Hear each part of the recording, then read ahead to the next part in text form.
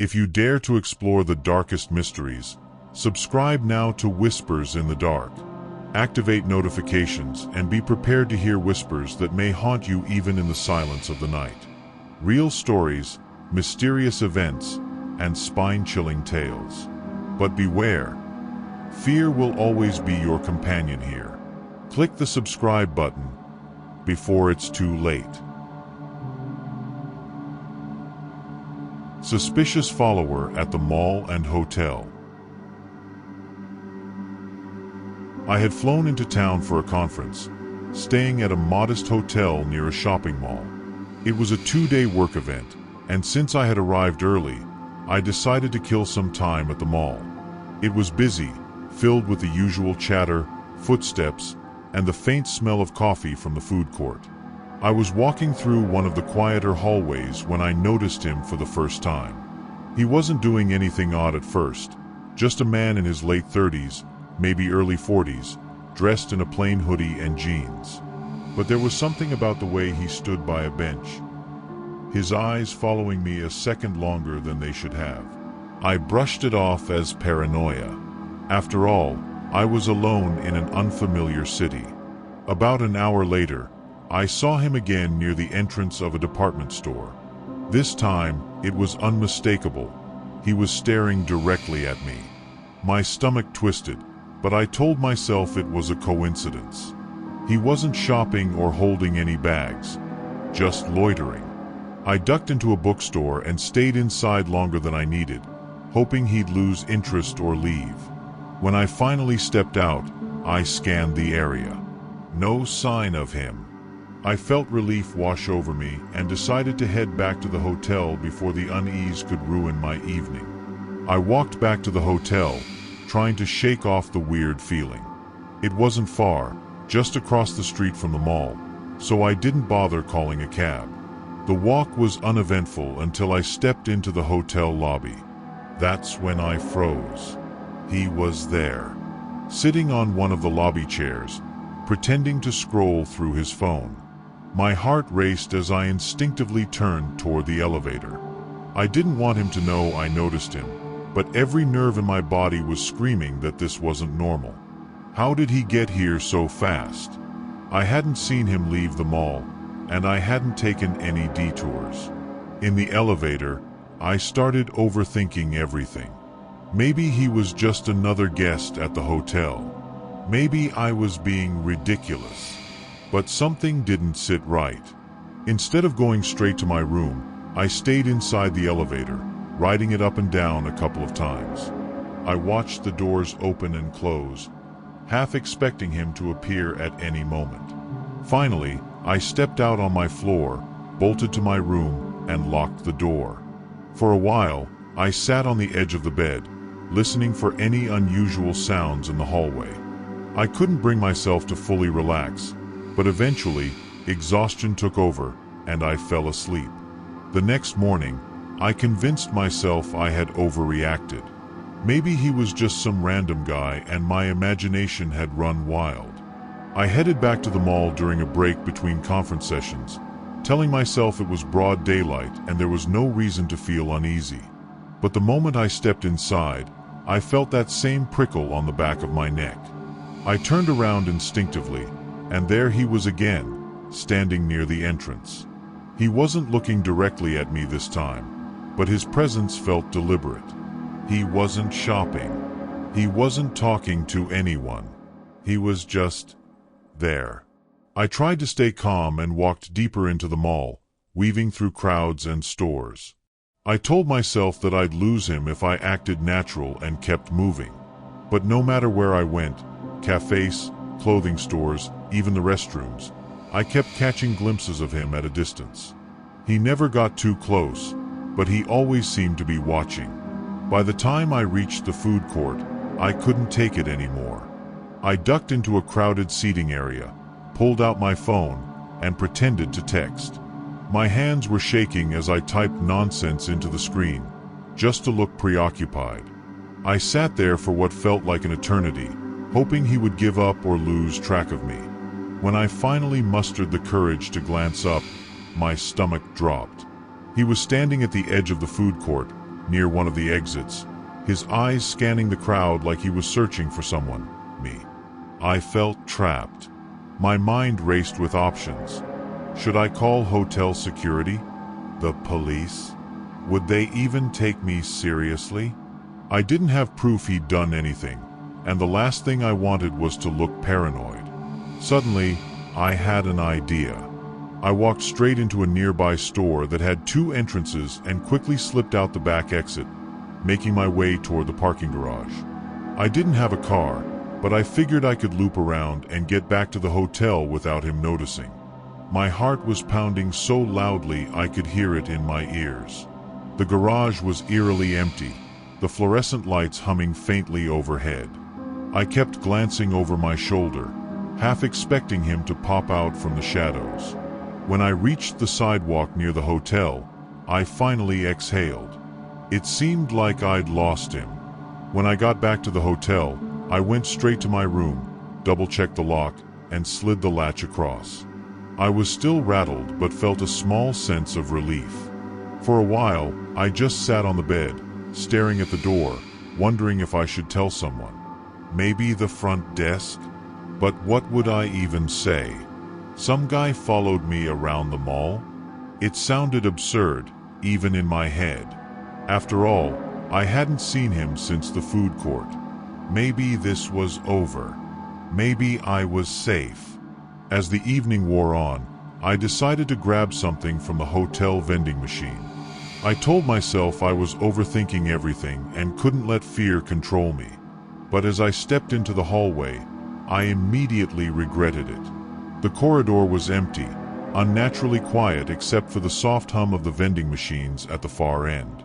As I approached, I caught movement in the corner of my eye. My heart stopped when I realized someone was standing at the other end of the hallway, partially obscured by the shadows. It was him.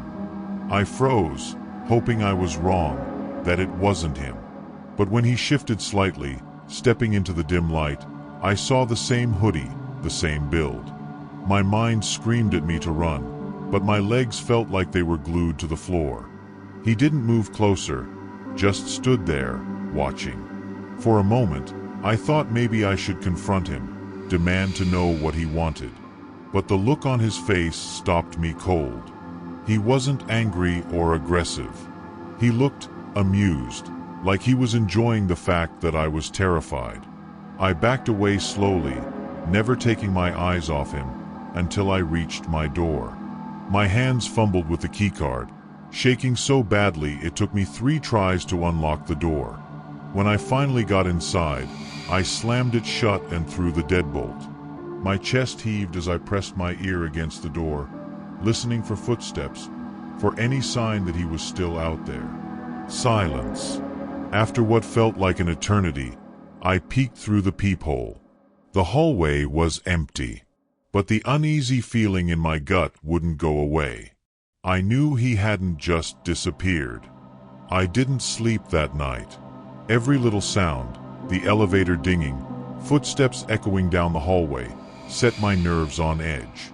I stayed in bed with the lights on, clutching my phone like it was a lifeline. By morning, I was exhausted but determined to report him. I went straight to the front desk, explaining what had happened. The receptionist looked concerned but confused.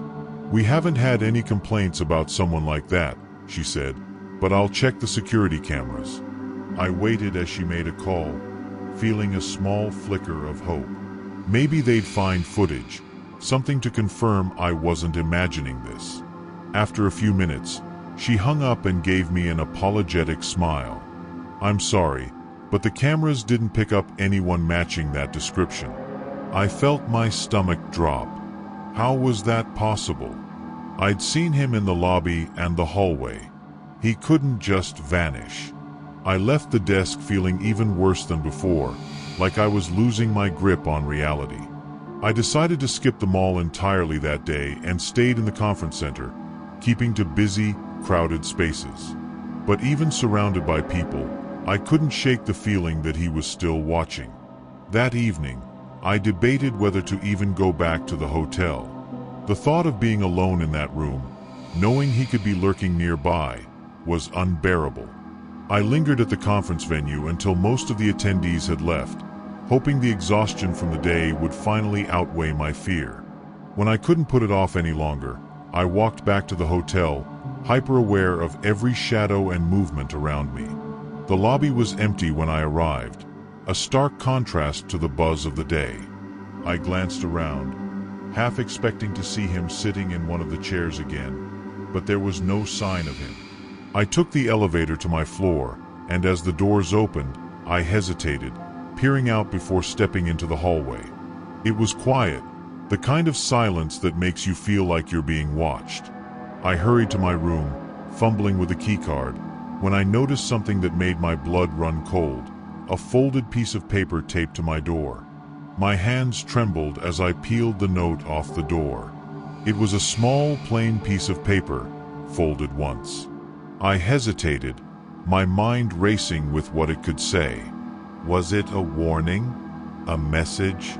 Slowly, I unfolded it, and my stomach dropped when I saw the single line scrawled in uneven handwriting.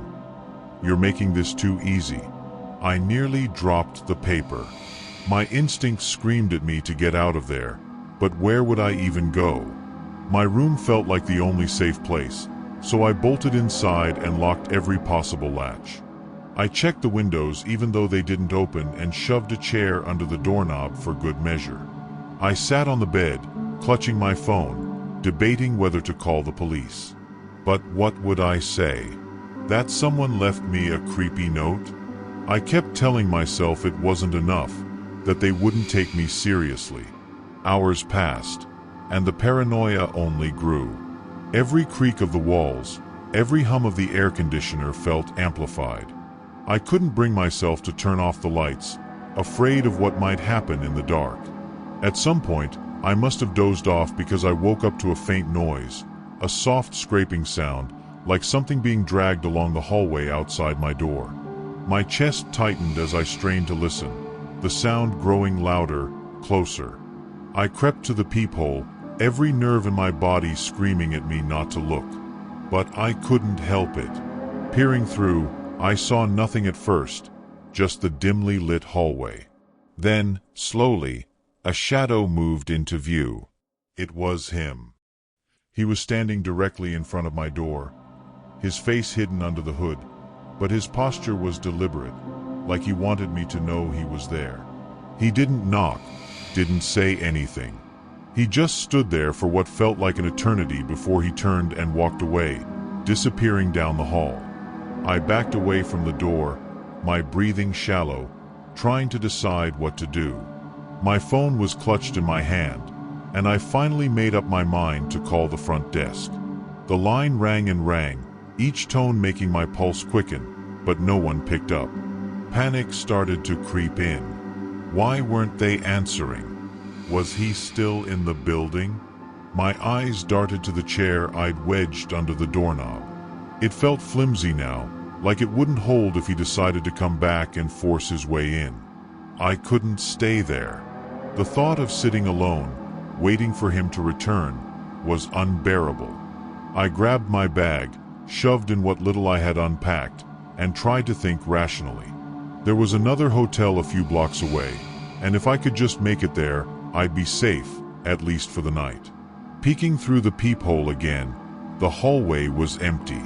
I opened the door as quietly as possible and slipped out, my heart pounding so loudly I was sure it would give me away. I made it to the elevator without seeing him, but every second felt like an eternity. The descent was excruciatingly slow, and I flinched at every creak of the cables. When the doors opened to the lobby, I stepped out cautiously, scanning the area. It looked deserted, eerily still, and the emptiness only heightened my dread. Clutching my bag tightly, I moved toward the exit, trying to keep my footsteps quiet even though there was no one around. Just as I reached the revolving door, I felt it, a shift in the air, like someone was behind me. I turned my head slightly and saw him standing near the reception desk, watching me. His face was clearer now under the harsh fluorescent lights. There was no smirk, no expression at all, just this unsettling blankness. I didn't wait to see what he would do. I pushed through the door and ran into the night, my heart hammering so hard it felt like it would burst. I didn't stop running until I was halfway down the street, my lungs burning and my legs shaking. I kept glancing over my shoulder, expecting to see him following me, but the sidewalk was empty. The city felt unnaturally quiet, the occasional hum of a car the only sound breaking the stillness. Finally, I spotted the glowing sign of another hotel up ahead and dashed inside, gasping for air as I approached the front desk. The receptionist gave me a concerned look as I tried to explain what had happened. My words came out jumbled, but she seemed to understand enough to offer me a room for the night. As soon as I got the keycard, I bolted to my room and locked myself in, repeating the same routine, double-checking the locks, wedging a chair under the knob, and even piling my bag against the door. I sat on the bed, staring at the door, too afraid to sleep. Hours passed, and nothing happened. No knocks, no footsteps, no strange noises. Eventually, the sun began to rise, casting faint light through the heavy curtains.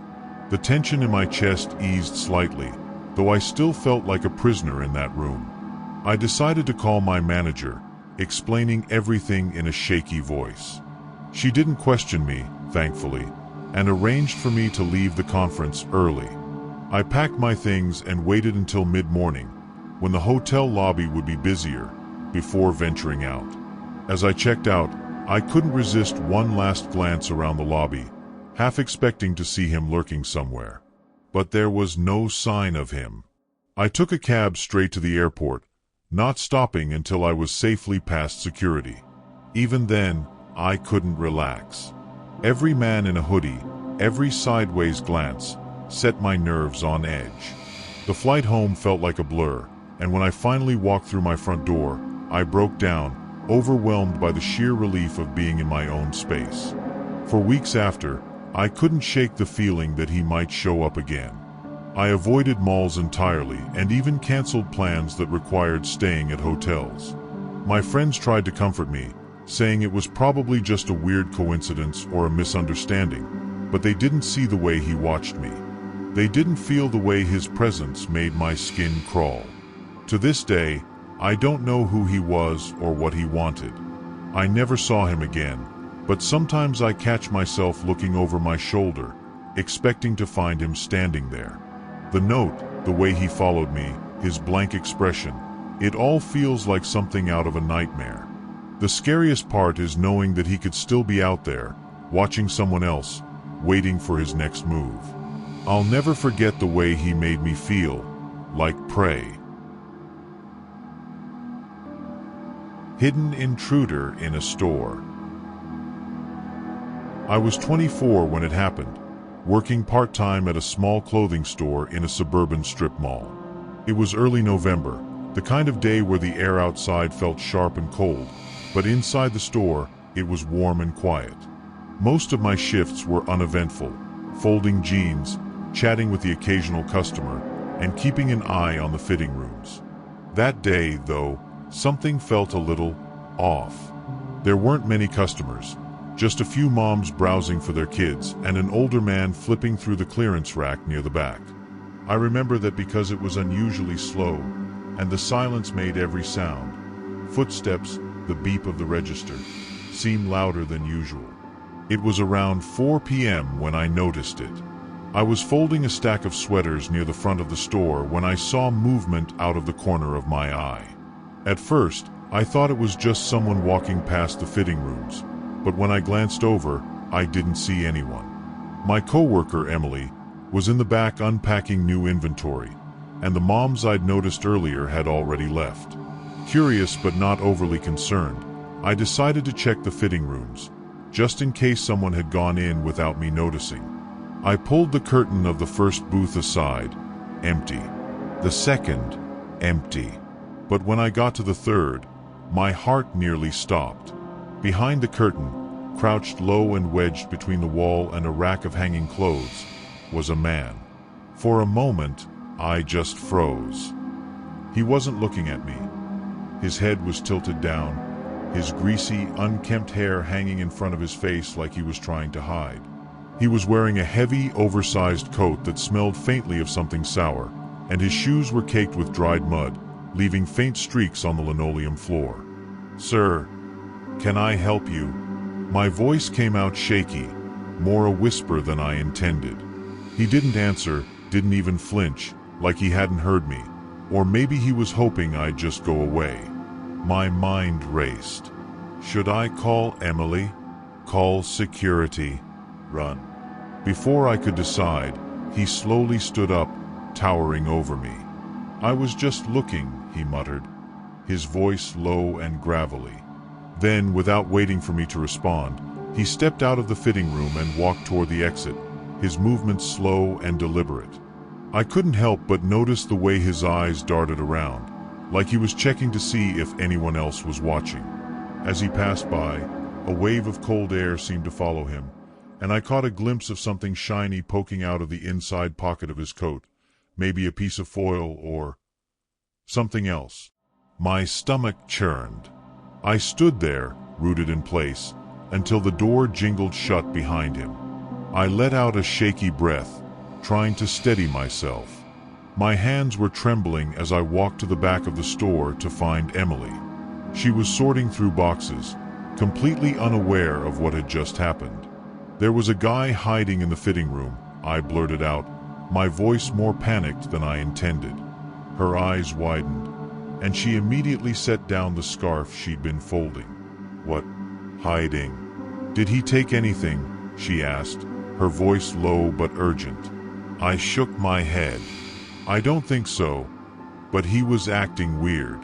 He left just now, but..."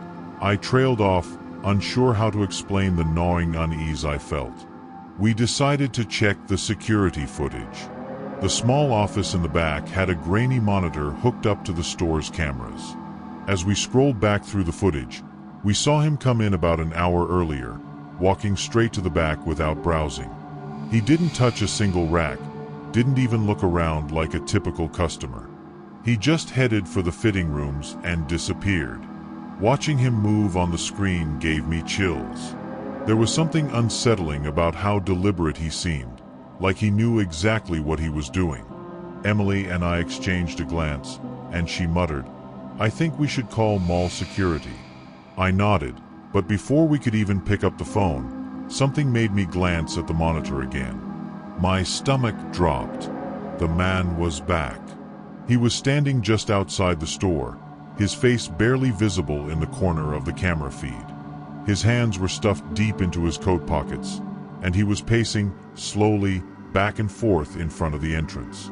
Every so often, he'd glance inside, his eyes darting around like he was searching for someone, or something. I could feel my heart pounding in my chest. "Emily, look," I whispered, pointing at the screen. Her face paled when she saw him. We didn't know what to do. The guy wasn't technically breaking any rules by standing outside, but his presence felt threatening. Emily grabbed her phone and dialed mall security, her voice low and urgent as she explained the situation. As she talked, I kept my eyes on the monitor. At one point, he stopped pacing and just stood there, staring directly into the store. Even though I was safe in the back room, it felt like his eyes were burning through the screen, locking onto me. Then, as suddenly as he'd appeared, he turned and walked away, disappearing out of view. Mall security arrived within minutes. 2 officers in matching navy uniforms, one of them carrying a clipboard. They were polite but clearly unimpressed as we explained what had happened. "So, he didn't say anything threatening? Didn't steal anything?" the taller one asked, jotting notes while barely looking up. "No," I admitted, feeling frustrated, "but he was hiding in the fitting room, and now he's just hanging around outside, watching us." Emily chimed in, her voice sharper than mine. "That's not normal behavior. We've both worked here long enough to know when something's off." The officers exchanged a glance, then nodded. One of them went outside to patrol the area while the other stayed with us, scanning the security footage again. After about 10 minutes, the first officer returned. Nothing. He's gone for now, he said with a shrug, like the problem was solved. I wanted to feel relieved, but the unease in my chest wouldn't go away. We'll keep an eye out, the officer added, handing us a card with their direct number. After they left, Emily and I tried to go back to our tasks, but every sound, the door chime, footsteps outside, set me on edge. I kept glancing toward the entrance, half expecting to see him standing there again. The rest of the evening crawled by. Every time a customer walked in, I found myself holding my breath, scanning their faces for any sign of him. Emily must have felt it too because she stayed close to the front counter, a nervous energy radiating off her.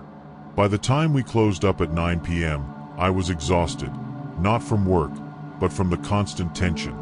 As we locked the doors and pulled down the metal security gate, I glanced outside one last time. The lot was mostly empty, bathed in the dim glow of flickering streetlights.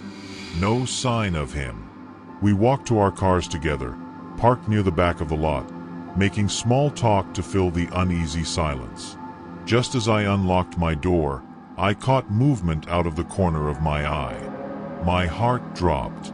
About 50 feet away, standing near the edge of the parking lot, was the man. He wasn't pacing this time, just standing completely still, his hands in his coat pockets. The shadows obscured most of his face, but I could feel his gaze, heavy and unblinking. "Emily, get in the car," I hissed, fumbling with my keys. She didn't hesitate. In seconds, we were both inside our cars, locking the doors. I started my car, my hand shaking so badly that it took me 2 tries to get the key in the ignition. Emily's headlights flicked on behind me, and I pulled out of the lot, glancing in my rearview mirror every few seconds. The man hadn't moved. He stayed rooted to the spot, watching us as we drove away. I thought that would be the end of it. I told myself he was just some strange guy with nothing better to do, but the unease followed me all the way home. Later that night, as I was lying in bed, I got a text from Emily. It was a photo of a piece of paper taped to her car window. "See you soon," smiley face it read, written in sloppy, uneven handwriting. My stomach flipped. She hadn't noticed it until she got home, parked under the bright lights of her apartment complex. I sat up in bed, my pulse racing, my mind spinning. Had he followed us? Watched us the whole time? My phone buzzed again. "Do you think it's him?" Emily asked, her words as anxious as I felt. I didn't sleep that night. Every creak of my apartment felt amplified. Every shadow seemed to shift when I wasn't looking. The idea that he might have followed me, or worse, knew where I lived, kept me wide awake. I tried texting Emily back, but she didn't respond after her last message, which only made me more nervous. By morning, I was exhausted and jittery, jumping at every little sound. I debated calling out of work, but a part of me didn't want to seem scared. I told myself it was probably just a coincidence, a sick prank, maybe. When I arrived at the store that morning, Emily was already there, pacing near the counter.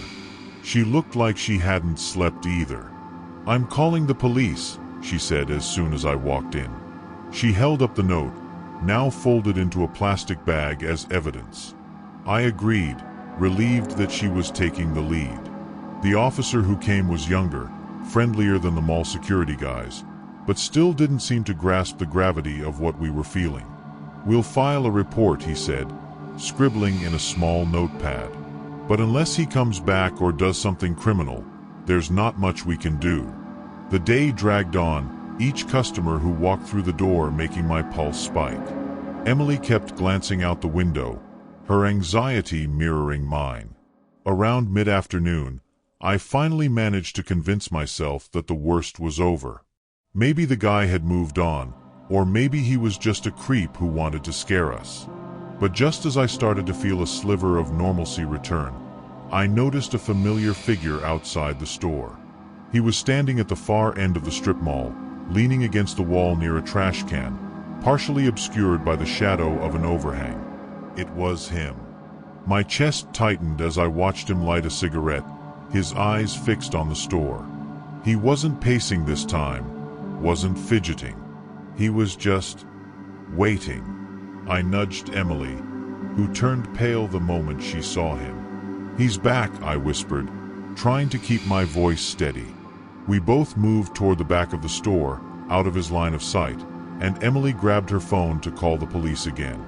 As Emily explained the situation to the police, I peeked out from behind a rack of coats. He hadn't moved.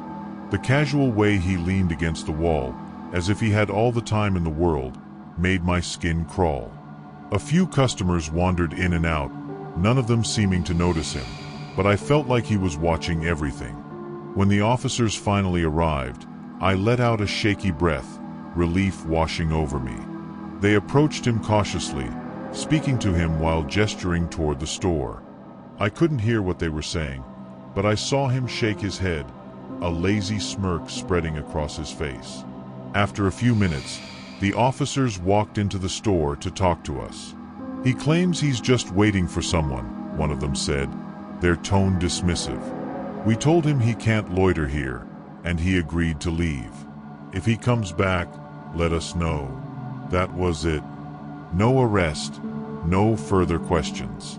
Emily and I exchanged a worried glance, but there wasn't much else we could do. When I looked outside again, he was gone. For the rest of the day, every minute felt like an eternity, the unease never leaving me. I kept thinking about the way he'd smirked, like he knew something we didn't. That night, I drove home with my doors locked and my eyes glued to the rearview mirror. The lot outside my apartment building was eerily quiet, and I practically ran to my front door, locking it the second I was inside. I double-checked the windows, even pushed a chair under the doorknob for good measure. I didn't feel safe, though. My brain wouldn't stop replaying his face, that smirk, the way he stood there like he belonged in the shadows. Around midnight, I heard a knock at my door. It wasn't loud, just 3 soft taps, spaced out enough to make my heart lurch. My whole body froze. I didn't have a peephole, but I wasn't about to open the door. I grabbed my phone and called Emily. She picked up after the first ring, her voice hushed. "Is he there?"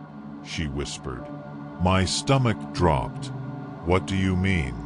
Did something happen?" There was a pause, and then she said, "I think he's outside my place too.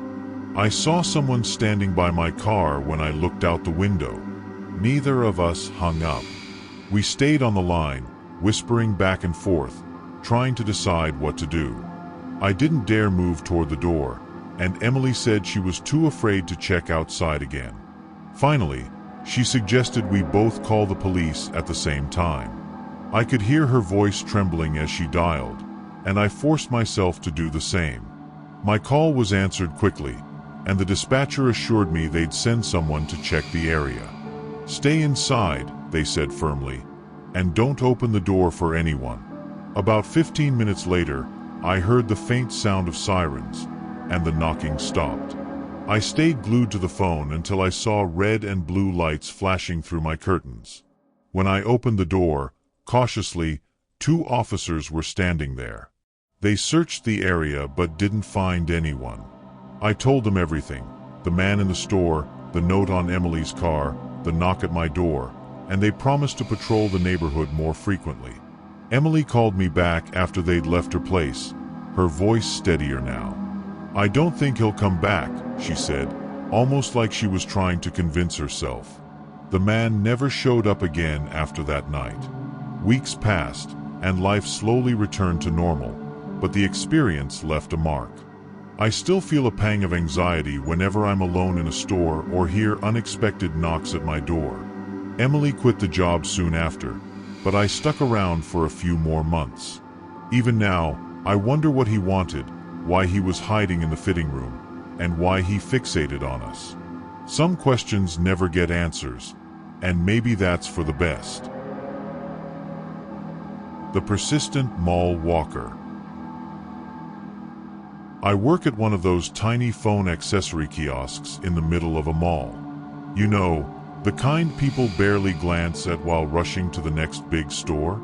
It's not the most glamorous job, but it pays the bills. Last Thursday, during my shift, I noticed a guy walking by my stall more times than felt normal. He wasn't stopping to look at the displays or pretending to browse like some do to kill time. No, this guy just kept passing by, each time at the same slow pace, staring straight ahead as if he was in some kind of trance. He didn't stand out much, mid-30s maybe, brown jacket, jeans, and a baseball cap. But it was the sheer repetition that started to creep me out. I counted 6 times in the span of an hour. The 7th time, I couldn't help myself. As he passed again, I pretended to straighten some phone cases while sneaking a closer look. His face was blank, almost too calm, and his eyes had this dull, distant focus, like he wasn't really seeing anything. I thought maybe he was lost or waiting for someone, but he never stopped to check his phone or look around. By the end of my shift, I was relieved to see the mall starting to empty out. I packed up, locked the display cases, and headed out to the parking lot, trying to shake off the unease. That's when I saw him again, this time standing by the exit doors. He wasn't pacing now, just standing there, facing the doors like he was waiting for something, or someone. I walked briskly to my car, trying to act normal, but my heart was racing. I kept telling myself it was just a coincidence. Maybe he was waiting for a ride or someone inside. Still, I couldn't help glancing over my shoulder as I unlocked my car and got in. He was still standing there, not moving, not even looking in my direction.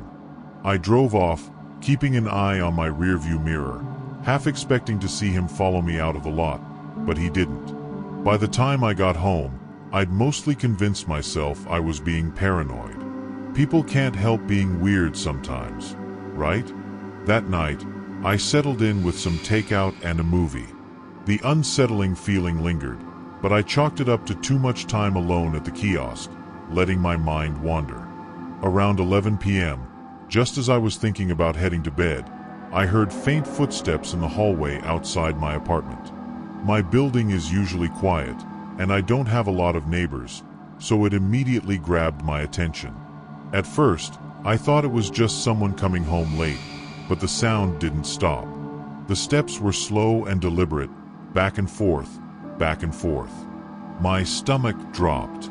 I muted the TV, straining to hear more clearly. The footsteps continued, unhurried, like whoever it was didn't have a destination, just pacing. My apartment is at the far end of the hallway, with no reason for anyone to linger near it unless they were visiting me or my neighbor, who I knew was out of town. My mind went straight to the guy from the mall. It sounded crazy, but I couldn't shake the feeling. I tiptoed to the peephole, heart pounding so loudly I was sure it would give me away. When I peeked out, my breath caught in my throat. It was him. He was standing about 10 feet from my door, facing away, just pacing back and forth in that same slow, mechanical way. His head tilted slightly down, and his arms hung stiffly at his sides. I felt frozen, torn between calling someone or staying quiet. Then he stopped abruptly mid-step and turned his head slightly toward my door like he was listening for something. My blood ran cold. I stumbled back from the peephole, barely holding in a gasp.